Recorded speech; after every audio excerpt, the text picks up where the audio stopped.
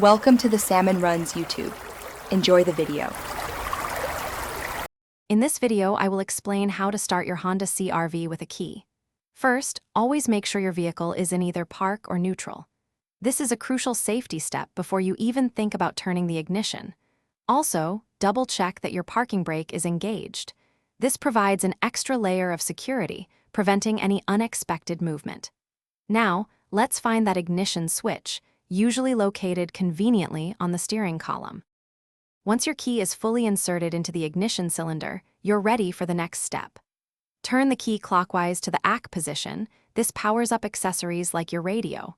Then, continue turning it to the ON position, which will illuminate your dashboard warning lights.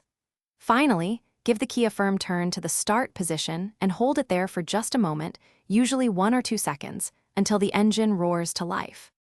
Sometimes, your CR-V might not start on the first try. If the engine doesn't crank at all, first check your battery terminals to ensure they are clean and securely fastened.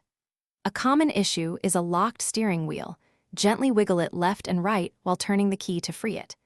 If you hear a rapid clicking sound, it often points to a low battery, suggesting it might need a jump start or replacement. To keep your Honda CR-V starting smoothly, a little key maintenance goes a long way. Always keep your key fob dry and try to avoid dropping it, as internal components can be quite delicate. It's also a smart idea to have a spare key on hand for those unexpected moments. Regularly checking your car's battery health, particularly before winter, can prevent many starting headaches. Finally, try to keep your fuel tank at least 1/4 full to maintain your fuel pump's longevity. Thanks for watching. Consider subscribing if we helped you.